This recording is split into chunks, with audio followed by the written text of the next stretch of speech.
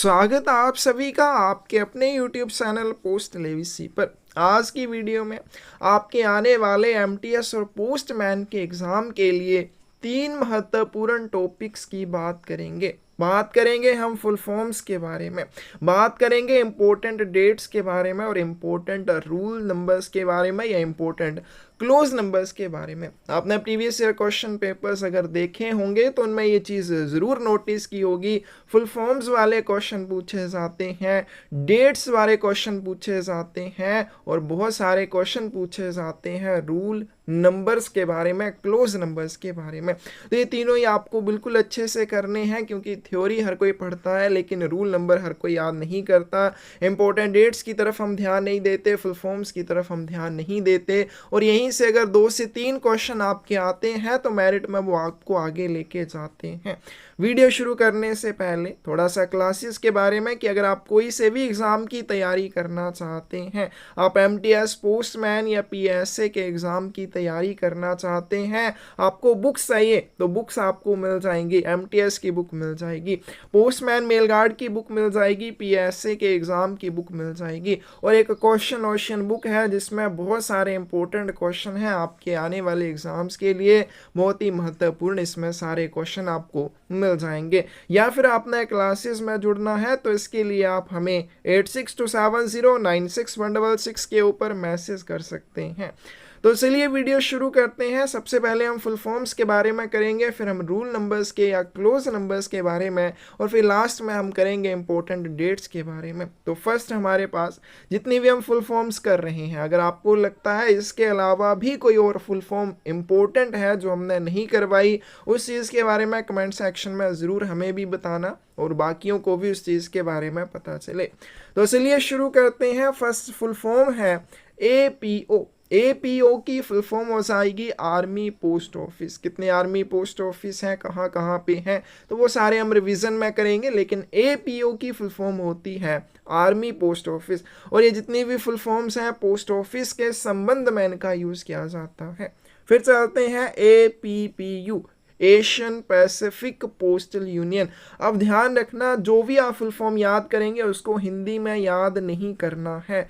कि हमने यहाँ पे कुछ हिंदी में भी फुल फॉर्म्स लिख रखी हैं, लेकिन आपने इनको याद नहीं करना है। आपने जो भी फुल फॉर्म याद करनी है वो इंग्लिश में करनी है, क्योंकि कई बार हिंदी में आपको क्या लिख के दे दिया होगा, आर्मी डाकघर लिख के दे दिया होगा, आपने नहीं पढ़ा, हम वहाँ पे कंफ्यूज हो जाते हैं। तो बेहतर है आप इंग्लिश में ही इनको याद करेंगे।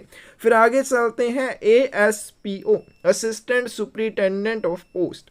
ASRM, assistant superintendent of railway mail service. AMPC अब कुछ बोलते हैं ऑटोमेटेड होगा, कुछ कहते हैं ऑटोमेटिक। तो इसका करेक्ट आंसर आपने ध्यान रखना, ऑटोमेटिक मेल प्रोसेसिंग सेंटर ही होगा। कहाँ पे देखने को मिलेगा? वॉल्यूम 5 की डेफिनेशंस में आपको ये फुल फॉर्म देखने को मिल जाएगी। BNPL की बात करें, बुक नो पे लेटर। BMO की बात करें, वल्क मेल ऑफिस, यहाँ पे मेल आएगा, इसको आपने करेक्ट कर लेना, वल्क मेल ऑफिस। CMO की बात करें, corporate mail office. CVPO, central base post office, central base post office. 1 CVPO, 2 CVPO, 96 APO, 56 APO को कहा जाता है। ठीक है, हमने किया है। तो आगे चलते हैं CPMG, chief post master general, head of the circle. COP की बात करें, सर्टिफिकेट ऑफ पोस्टिंग। प्रेजेंट में इनका यूज़ पोस्ट ऑफिस में नहीं होता, लेकिन फिर भी आपने फुल फॉर्म इसकी ध्यान में रखनी है और हर एक वर्ड को आपने अच्छे से कर लेना है, जहाँ से यहाँ पे पोस्ट नहीं है। कई बार एग्जाम में आपको जब कंफ्यूज करेंगे तो यहाँ पे क्या लिखा होगा, सर्टिफिकेट ऑफ पोस्ट, दूसरी ऑप्शन होगी सर्टिफिकेट ऑफ पोस्टिंग। तो ध्यान रखना, पोस्ट नहीं है, पोस्टिंग है। COP, certificate of posting. Next होते हैं CVU, सेंट्रल बैगिंग यूनिट, या फिर KVU, केंद्रीय बैगिंग यूनिट, दोनों ही सेम चीज़ें हैं। नेक्स्ट आते हैं CO हो जाएगा circle office. CSD, circle stamp depot. CRC, computerised registration centre, जहाँ पर रजिस्ट्रेशन का काम कंप्यूटर्स के ऊपर किया जाता है। DVO, district bag office, record office, head record office को क्या कहते हैं, डिस्ट्रिक्ट बैग ऑफिस कहते हैं। DPS, director postal services. CTMO, computerised transit mail office. आगे चलते हैं ECS electronic clearance service, EFT electronic fund transfer, EMO की बात करें इलेक्ट्रॉनिक मनी ऑर्डर, E-पोस्ट की बात करें इलेक्ट्रॉनिक पोस्ट। फिर नेक्स्ट है हमारे पास ESMO extended satellite money order या फिर इलेक्ट्रॉनिक सैटेलाइट मनी ऑर्डर, दोनों ही इसकी फुल फॉर्म होती हैं। आगे चलते हैं EMS एक्सप्रेस मेल सर्विस किसे कहा जाता है? अंतरराष्ट्रीय स्पीड पोस्ट को कहा जाता है। EPP की बात करें एक्सप्रेस पार्सल पोस्ट, FPO की बात करें फॉरेन पोस्ट ऑफिस या फील्ड पोस्ट ऑफिस, दोनों ही इसकी फुल फॉर्म होती हैं। FSPO ठीक है, तो इसका हमारे पास आ जाएगा सब फॉरेन पोस्ट ऑफिस। नेक्स्ट चलते हैं GPO की बात करते हैं जर्नल पोस्ट ऑफिस। HPO क्या होता है? Head post office. HSA head sorting assistant. HRO head record office. ISP हो जाएगा इंडिया सिक्योरिटी प्रेस जो कि नासिक में है, या फिर एक और इसका मतलब बनता है वो है इंटरनेट सर्विस प्रोवाइडर। आगे चलते हैं IRM inspector railway mail, ILC inland letter card, IMO की बात करें इंस्टेंट मनी ऑर्डर। फिर उसके बाद है IFSMO international financial system money order. KVP यहाँ पे हुई आ जाएगा, KVP किसान विकास पत्र, KVU केंद्रीय वैगिंग यूनिट, ये हमने ऊपर किया। MSY महिला समृद्धि योजना, MO क्या हो जाएगा? Money order. MDG मुख्य डाकघर, मुख्य डाकघर क्या होता है? सब ऑफिस का ही प्रकार होता है। MMC mass mailing centre, NSC national saving certificate.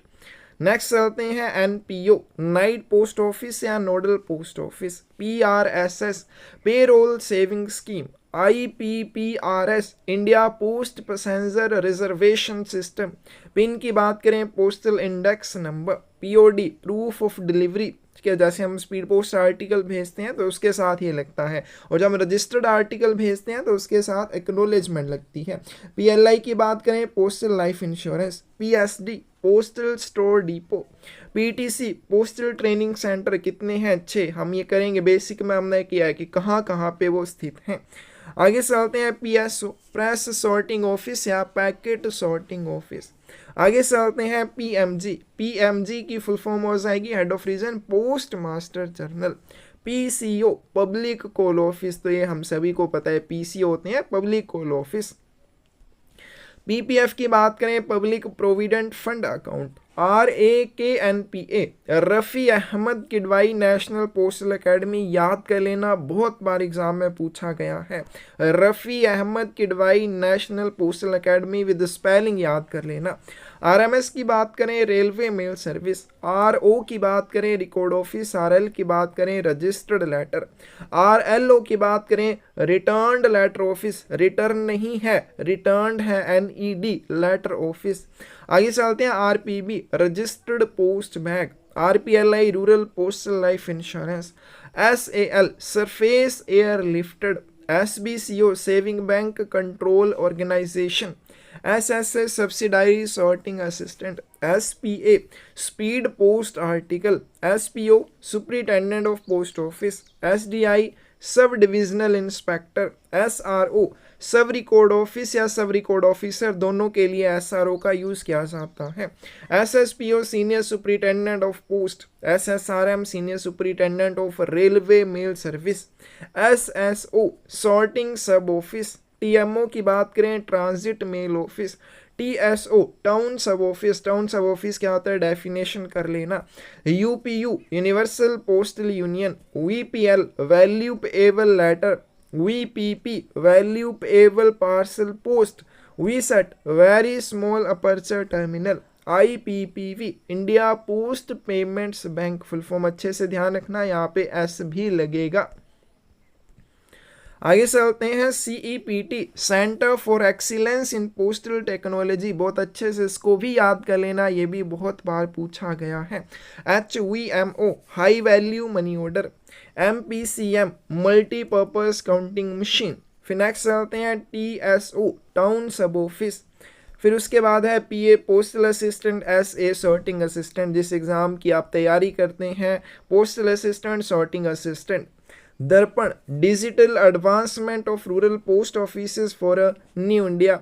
HMS hybrid mail service. Next चलते हैं FM franking machine. NEFT national electronic fund transfer. RTGS real time gross settlement. IMPS immediate payment service.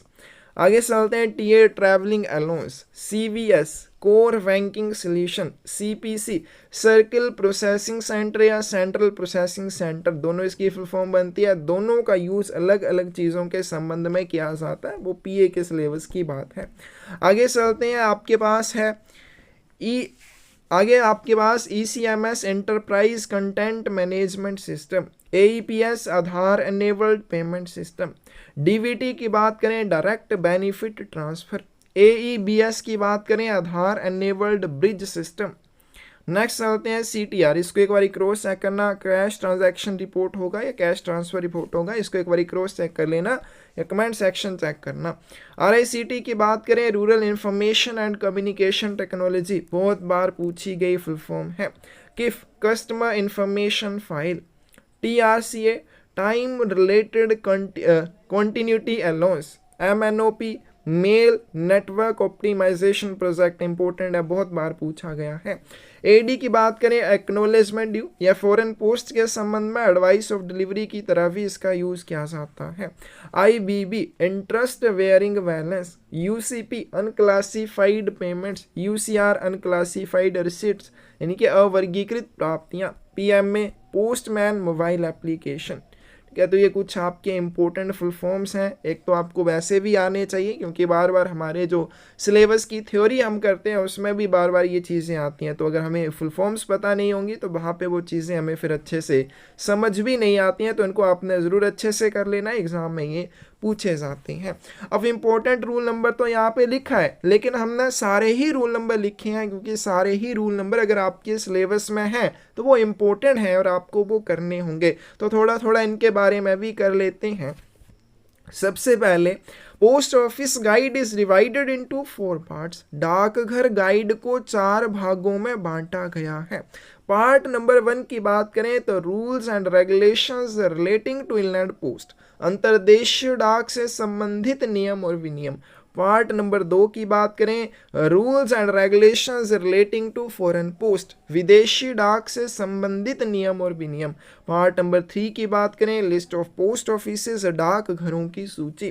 Part number 4 की बात करें post office saving bank and post office savings scheme के बारे में।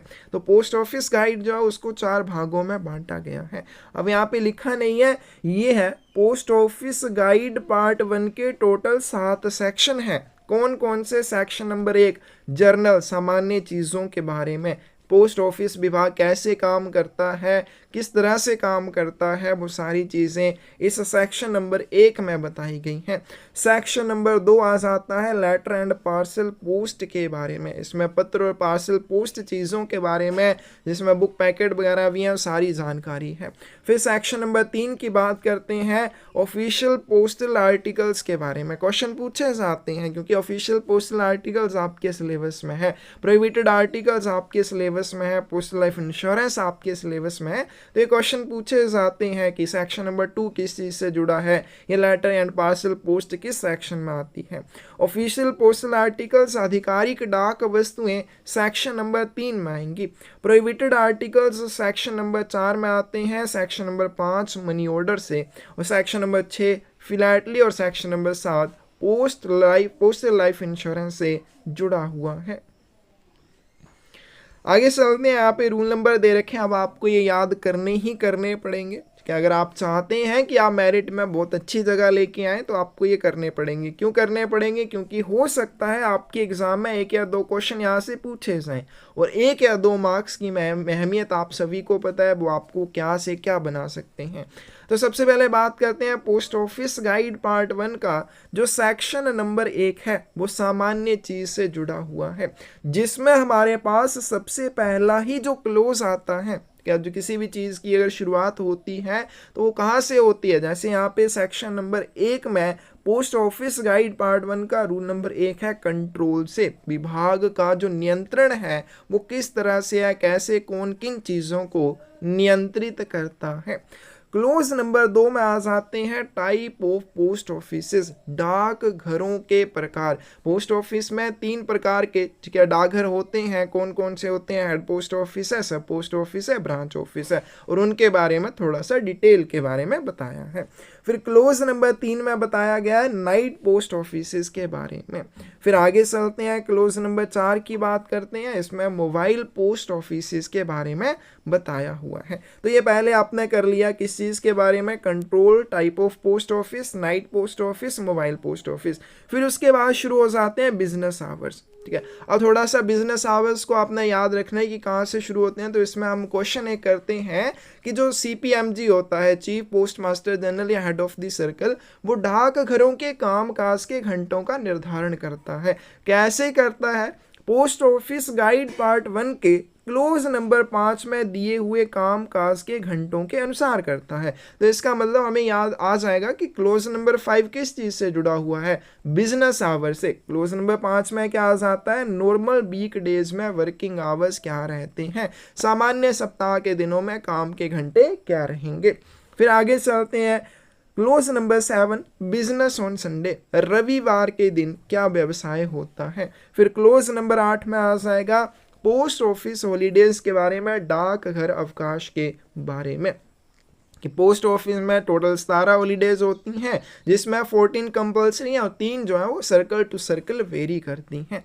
फिर आगे चलते हैं, क्लोज नंबर 9 से शुरू हो जाता है पेमेंट ऑफ पोस्टेज के बारे में। अब पेमेंट ऑफ पोस्टेज के बारे में शुरू हो जाता है, इसका मतलब कहीं ना कहीं ये चीज़ें डाक टिकटों के वगैरह क्या, क्योंकि डाक शुल्क का भुगतान करने के लिए क्या क्या साधन आप यूज़ करते हैं, तो वही से आपको याद आ जाएगा कि क्लोज नंबर 9 किस चीज़ से जुड़ा हुआ है, डाक टिकटों वगैरह से जुड़ा। क्योंकि पेमेंट ऑफ पोस्टेज डाक शुल्क का अगर भुगतान करना है तो उसके लिए डाक टिकट चाहिए। तो डाक टिकट चाहिए तो क्यों चाहिए, सबसे पहले कि desirability of pre payment of postage, close number 9 में बताया गया है कि डाक शुल्क का पूरा भुगतान करने की क्या आवश्यकता होती है, क्यों आपको डाक शुल्क का भुगतान करना होगा या करना चाहिए, तो इससे क्या फ़ायदा होता है, आर्टिकल्स को क्या क्या उसमें फैसिलिटीज़ मिलती हैं। फिर आगे चलते हैं, क्लोज नंबर 10 में सबसे पहले क्लोज नंबर में 9 में बता दिया उन्होंने कि भाई क्यों आपको डाक शुल्क का पूरा भुगतान करना चाहिए। फिर क्लोज नंबर 10 में डाक टिकटों और स्टेशनरी के बारे में बता दिया। क्लोज नंबर 11 में बताया कि आप फ्रैंकिंग मशीन का यूज़ भी कर सकते हैं पोस्टेज चार्जेस का भुगतान करने के लिए। फिर उसके बाद क्लोज नंबर 12 में बता दिया कि भाई क्या कर सकते हैं आप, pre payment of postage in cash, आप नकद में भी डाक शुल्क का पूरा भुगतान कर सकते हैं। फिर आगे चलते हैं, क्लोज नंबर 13 की बात करते हैं। इसमें बताया गया स्पॉइल्ड और डिफेस्ड स्टैम्प्स के बारे में, खराब या फिर विरूपित डाक टिकटों के बारे में बताया गया है। फिर बात करते हैं क्लोज नंबर 14 की, इसमें फिक्टिशियस स्टैम्प्स के बारे में बताया गया है, काल्पनिक टिकटों के बारे में बताया हुआ है। तो क्लोज नंबर 9 से लेके 14 में आ जाता है पेमेंट ऑफ पोस्टेज के बारे में। तो पेमेंट ऑफ पोस्टेज डाक टिकटों से जुड़ा हुआ है, तो पहले क्लोज नंबर 9 में आपने ध्यान रखना कि क्यों भाई आपको डाक शुल्क का पूरा भुगतान करना चाहिए। फिर क्लोज नंबर 10 में क्या आ जाएगा आपके पास, डाक टिकटों और स्टेशनरी के बारे में आ जाएगा। फ्रैंकिंग मशीन वाला टॉपिक थोड़ा अलग से है, तो वो याद रह जाता है कि आपका क्लोज नंबर 11 आता है। क्लोज नंबर 12 में आपका आ जाएगा pre payment of postage in cash. Close number 13 और 14 स्पॉइल्ड और डिफेस्ड स्टैम्प्स और फिक्टिशियस स्टैम्प्स। तो इस तरह से थोड़ा थोड़ा रिलेट करके याद रखेंगे तभी याद रहेगा, रटेंगे तो फिर वो चीज़ें भूलती जाती हैं। आगे चलते हैं, फिर आपके पास शुरू हो जाता है रूल नंबर 15 से general rules as to packing, packing करने के सामान्य नियमों के बारे में। ठीक है, तो पैकिंग करने के जो सामान्य नियम है, सबसे पहले क्लोज नंबर 15 में ही आ जाता है पैकिंग किस तरह से करनी है। 16 में आ जाता है सीलिंग कैसे करनी है। फिर 17 में आ जाता है पोस्टिंग ऑफ कॉइन, और ये बहुत बार पूछा हुआ क्वेश्चन है। फिर आगे चलते हैं clause number 18 train and steamer letter boxes के बारे में।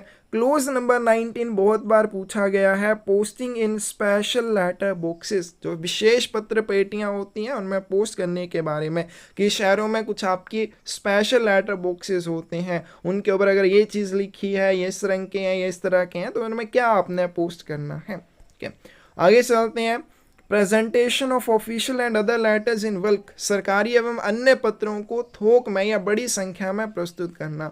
आगे चलते हैं clause number 21, articles requiring special treatment, विशेष उपचार के आवश्यकता वाले लेख। Desirability of posting early important है, जल्दी पोस्टिंग करने की वांछनीयता, यानी कि आप अगर कोई आर्टिकल पोस्ट करना चाहते हैं तो आपको ये वहाँ पे सलाह दी जाती है कि आप कोशिश करें जितनी जल्दी हो सके दिन में आप आर्टिकल को पोस्ट कर दें, कि जब डाक भेजने का समय होता है उस समय पोस्ट ऑफिस में अगर रश होगा तो आपका आर्टिकल भेजने में देरी हो सकती है। Most important manner of affixing postage stamps, किसी भी आर्टिकल के ऊपर जो डाक टिकट लगाए जाएंगे उनको लगाने का तरीका क्या रहेगा। आगे चलते हैं clause number 24, non postal stamps, charity stamps, labels etcetera.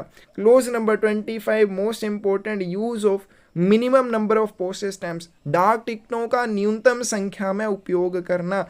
क्यों उपयोग करना, अब ये तो नहीं है कि भाई 10 रुपये के डाक टिकट लगेंगे, आपको सलाह दी जा रही है कि आपने कम डाक टिकट यूज़ करने हैं तो आपने 5 रुपये की एक टिकट लगाई और हो गया। ऐसा नहीं, कि आपको बोलना चाहते हैं कि कोशिश करिए कि जैसे 10 रुपये डाक शुल्क के रूप में आपने देने हैं, तो उसके लिए आप क्या कर सकते हैं, आपके पास बहुत सारी ऑप्शन है। या तो आप 1-1 रुपये के 10 डाक टिकट लगाएंगे, दूसरी ऑप्शन है 5-5 वाले 2 डाक टिकट लगाएंगे, एक ऑप्शन है कि आप 10 वाले 1 डाक टिकट का यूज़ करेंगे। तो आपको सलाह दी जाती है कि आप 10 रुपये वाले 1 डाक टिकट का यूज करेंगे, 10 वाला नहीं है तो 5-5 वाले का 2 यूज कर लें। न्यूनतम संख्या में, जितनी संख्या में कम हो सके उतनी डाक टिकटों का कम उपयोग करें, लेकिन वो अप्रोप्रिएट वैल्यू की होनी चाहिए। ये नहीं कि आपने वो कम वैल्यू की लगा दी कि कम डाक टिकटें यूज करनी है, ऐसा भी नहीं होगा, तो इसको आपने याद करना है। आगे चलते हैं मेथड ऑफ एड्रेस, बहुत इंपॉर्टेंट, बहुत बार यहाँ से क्वेश्चन पूछा गया है।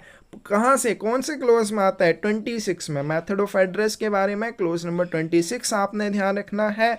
पर्टिकुलर्स टू बी फर्निश्ड, सबसे पहले कि डाक वस्तु के ऊपर जब आप एड्रेस लिखेंगे उसमें कौन कौन से विवरण प्रस्तुत करेंगे। आपने एड्रेसी का नाम लिखना है, उसके फादर, हस्बैंड या मदर का जो भी नाम लिखना है, फिर उसका जो भी आपने पिन कोड लिखना है, टाउन लिखना है, डिस्ट्रिक्ट लिखना है, तहसील लिखनी है। तो कौन कौन से पर्टिकुलर आपको लिखने होते हैं, अगर पिन कोड सही है तो कौन से पर्टिकुलर लिखने की आवश्यकता नहीं है।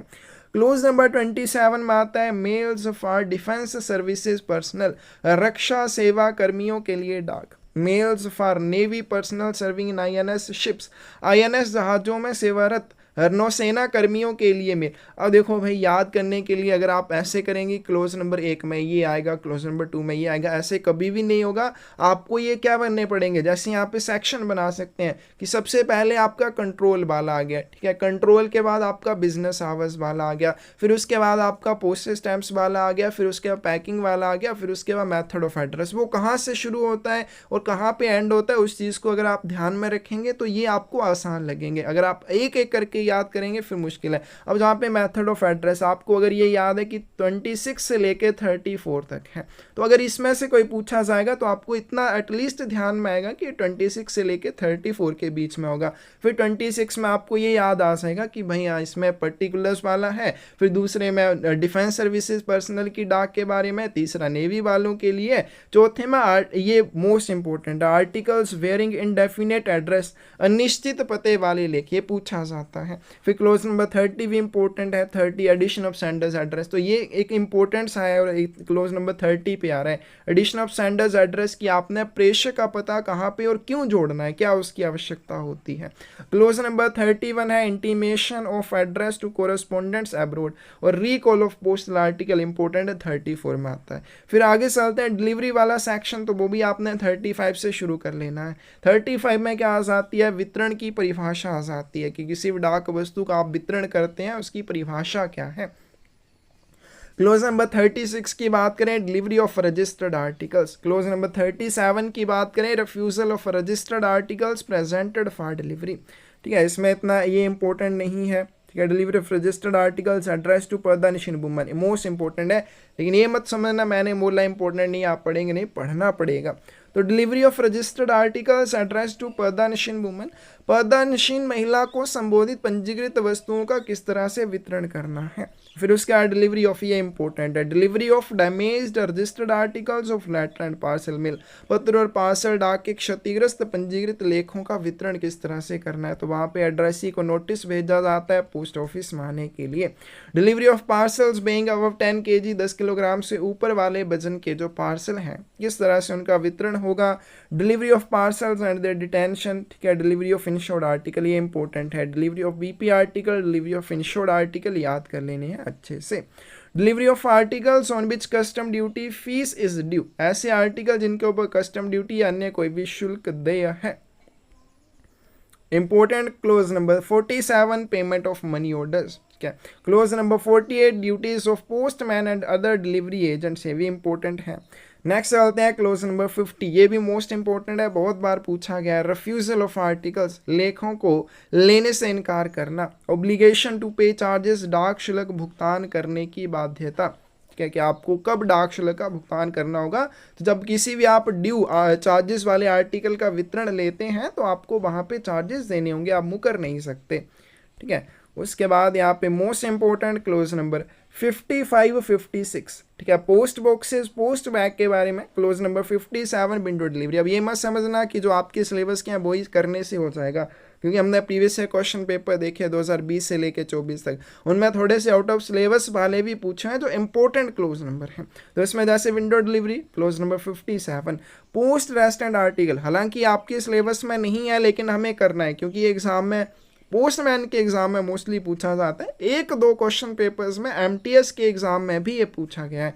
पोस्ट रेस्टेंट आर्टिकल्स का किस तरह से निपटान करना है। पोस्ट रेस्टेंट आर्टिकल आते हैं 65 क्लोज में, ठीक है। और रीडायरेक्शन के बारे में, ये भी इंपॉर्टेंट है, रीडायरेक्शन के बारे में क्लोज नंबर 67 आ जाएगा, ठीक है। और ये close number 69 conditions of free redirection, मुफ्त पुनर्निर्देशन की शर्तें, ये भी इंपॉर्टेंट है। रीडायरेक्शन फीस ऑन पार्सल, ये भी इंपॉर्टेंट है। फिर उसके बाद बात करते हैं ये क्लोज नंबर 73 कि ये है period for which instructions valid. तो जब भी कोई व्यक्ति अपना निवास स्थान परिवर्तित करता है तो अपने आर्टिकल्स के निपटान के संबंध में क्या करके जाता है, निर्देश दे के जाता है, तो उनकी वैलिडिटी जो है वो 3 महीने तक रहती है, ठीक है। तो ये आपने याद कर लेना है। फिर उसके बाद आगे चलते हैं, इंपॉर्टेंट जो है, ठीक है, एक्सेप्टेंस ऑफ स्मॉल कॉइन्स, छोटे सिक्कों की स्वीकृति, क्लोज नंबर 88 में आता है, ठीक है। और इसके बाद इसमें इतना कुछ इंपॉर्टेंट नहीं है, ये एक बार ये वाला याद कर लेना है, clause number 89 articles addressed to deceased persons. आगे चलते हैं, सेक्शन नंबर 2 शुरू हो जाता है। सेक्शन नंबर 2 जो है 96 से शुरू होता है। तो इसमें इंपॉर्टेंट है जो फर्स्ट क्लास और सेकंड क्लास आर्टिकल्स के बारे में, प्रथम श्रेणी और द्वितीय श्रेणी की डाक के बारे में, क्लोज नंबर 98।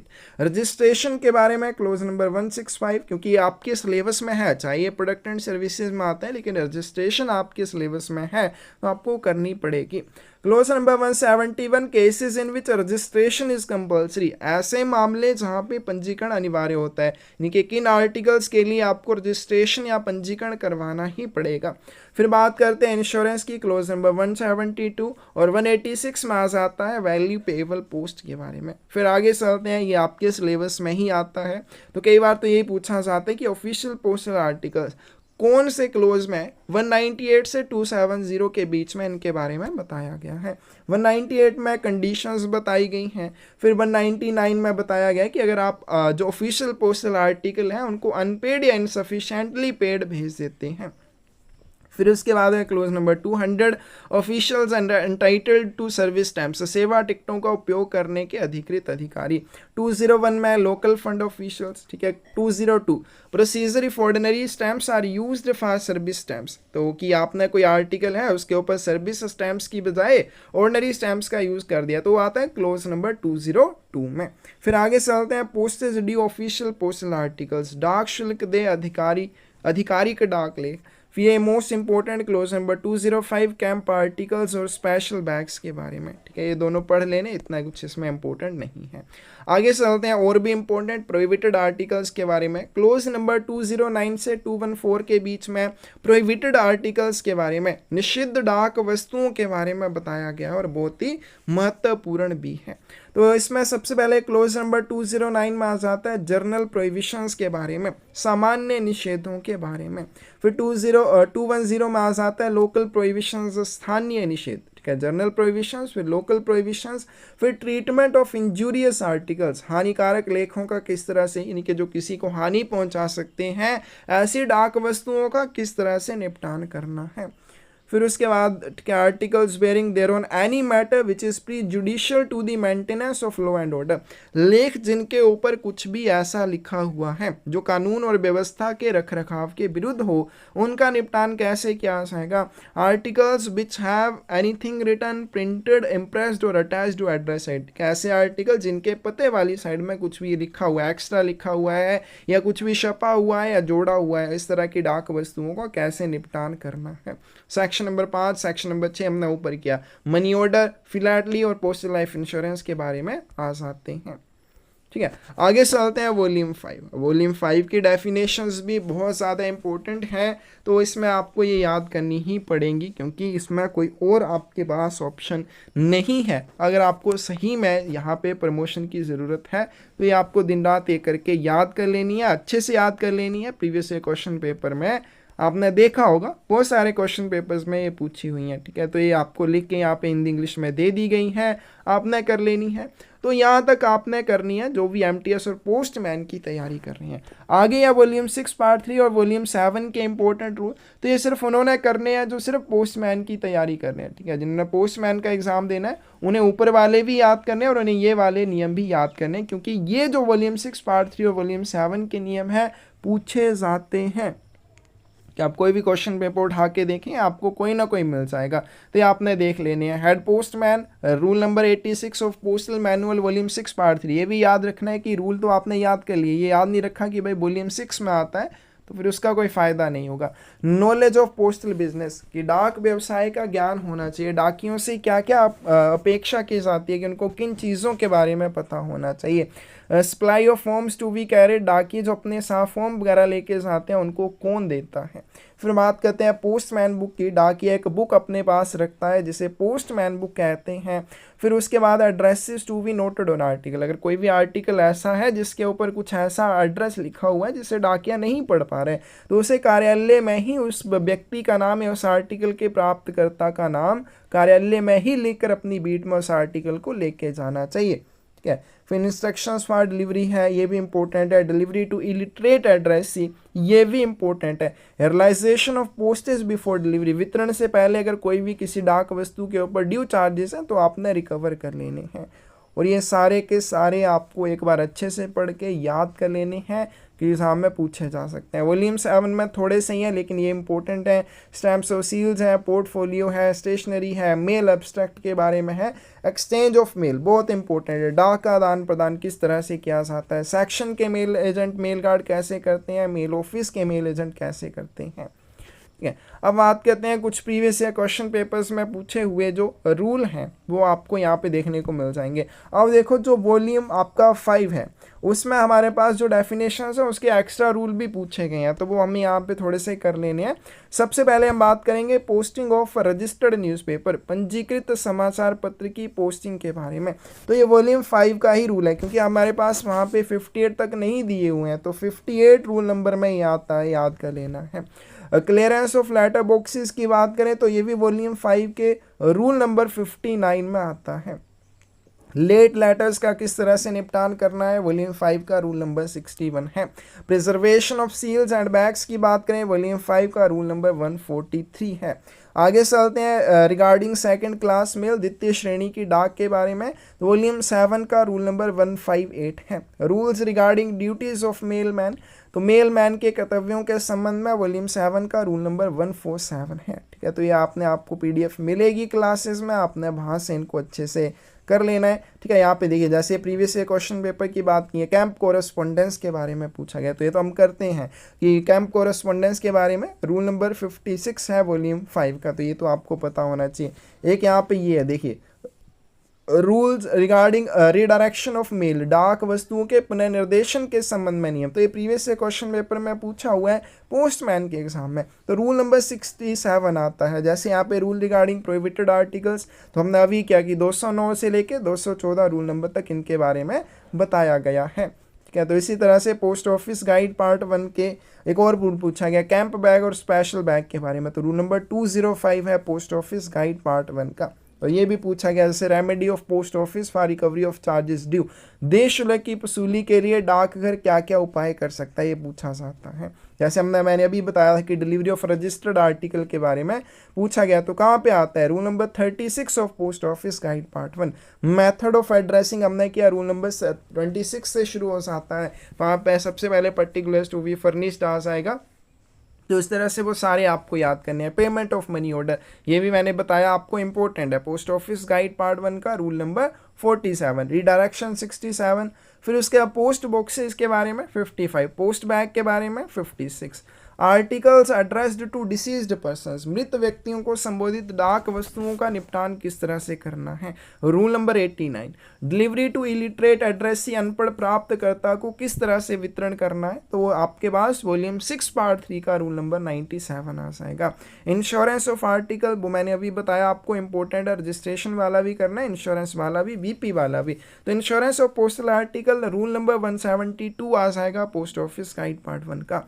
पोस्टमैन बुक के बारे में रूल नंबर 89 है वॉल्यूम 6 पार्ट 3 का। Liability to detention of certain mail, कुछ डाक वस्तुओं को क्यों रोका जाता है, क्या रोकने का उनको मकसद होता है, rule number 90 of post office guide part 1। Delivery of registered article मैंने बताया, rule number 36 of post office guide part 1। Delivery of VP article, rule number 44 of post office guide part 1। Delivery of insured article, rule number 43 of post office guide part 1। सभी previous question papers में पूछे गए हैं। आगे चलते हैं, important dates के बारे में करते हैं, ये भी आपके लिए बहुत महत्वपूर्ण है। आपने बहुत सारे प्रीवियस ईयर क्वेश्चन पेपर्स में देखा होगा कि डेट्स के बारे में क्वेश्चन पूछा जाता है। तो सबसे पहले India post was formed on, भारतीय डाक का गठन कब हुआ, 1 अक्टूबर 1854 को हुआ। Kolkata GPO, Chennai GPO, Mumbai GPO की शुरुआत कब हुई, कर लेना, क्योंकि ये शुरुआती जो जनरल पोस्ट ऑफिस थे तो इनके बारे में इंपॉर्टेंट रहता है। Ministry of communication and information technology was formed on January 1985। Speed post passport service की शुरुआत 5 मार्च 2001 को हुई।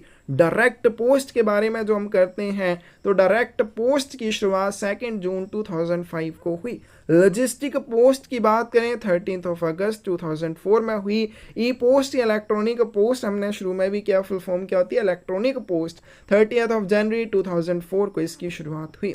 आगे चलते हैं, electronic Indian postal order EIPO, ठीक है, ये पोस्टल ऑर्डर अलग चीज़ है। इलेक्ट्रॉनिक इंडियन पोस्टल ऑर्डर की शुरुआत 22 मार्च 2013 को हुई। बिल मेल सर्विस की 5 सितंबर 2003 को हुई। इंटरनेशनल फ्लैटलिक डिपॉजिट अकाउंट सिस्टम की बात करें 9 अक्टूबर 2017 को इसकी शुरुआत हुई। डोमेस्टिक फ्लैटलिक डिपॉजिट अकाउंट सिस्टम की बात करें तो 1 अगस्त 1965 को इसकी शुरुआत हुई, 1/8/1965। Instant money order service IMO की बात करें तो ये 14 जुलाई 2020 को बंद हो गया। इसकी शुरुआत 20 जनवरी 2006 को हुई थी। 150th year of postal department 2004 में, जैसे 1 अक्टूबर 1854 को इसकी शुरुआत हुई, तो इसके 150 वर्ष आपने गिन लेने हैं, 2004 में पूरे हुए। पिन कोड सिस्टम की शुरुआत पोस्टल इंडेक्स नंबर इसकी फुल फॉर्म होती है 15 अगस्त 1972 को हुई।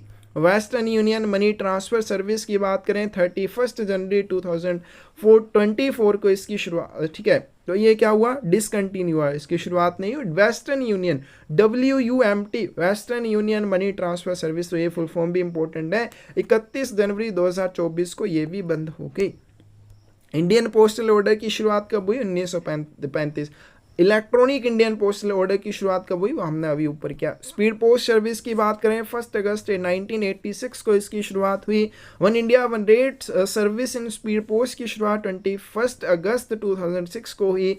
वर्ल्ड पोस्ट डे 9 अक्टूबर को मनाया जाता है। नेशनल पोस्टल डे 10 अक्टूबर को मनाया जाता है। नेशनल पोस्टल वीक की बात करें 9 अक्टूबर से 16 अक्टूबर के बीच में मनाया जाता है।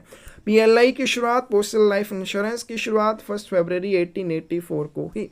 फिर उसके बाद है when did the first airmail service started, पहली एयरमेल सेवा की शुरुआत कब हुई? 18 फरवरी 1911 में। फिर उसके बाद VP सिस्टम कब इंट्रोड्यूस किया गया? दिसंबर 1877 में। मनी ऑर्डर की सर्विस की शुरुआत 1880 में। इलेक्ट्रॉनिक मनी ऑर्डर की शुरुआत कब हुई? 2008 में, वो भी याद रखना है। आगे चलते हैं, पोस्ट ऑफिस सेविंग बैंक की शुरुआत 1882 में। आगे चलते हैं, रूरल पोस्टल लाइफ इंश्योरेंस की शुरुआत, ग्रामीण डाक जीवन बीमा 24 मार्च 1995। RMS की शुरुआत कब हुई? 1854 में हुई। मेघदूत पोस्ट कार्ड की 2 सितंबर 2002 में। रिटेल पोस्ट की अगस्त 2020 में। ग्रीटिंग पोस्ट की शुरुआत 6 सितंबर 2000 में। QMS की शुरुआत, क्विक मेल सर्विस की शुरुआत 1975 में। सीनियर सिटीजन 2004 में शुरू हुआ। Post office act 1898। Postage stamp system started in India 1 जुलाई 1852 में हुआ। ठीक है, उसके बाद है फर्स्ट पोस्ट कार्ड की बात करें, जुलाई 1879 में। फिर उसके बाद है डिस्ट्रीब्यूशन ऑफ गंगाजल bottles was launched through post office from, डाकघर के माध्यम से गंगाजल बोतलों के वितरण की शुरुआत 10 जुलाई 2016 से। EFT इलेक्ट्रॉनिक फंड ट्रांसफर 2001 से शुरू हुआ। Track and trace service based on internet की बात करें, 3 जनवरी 2002 को इसकी शुरुआत हुई।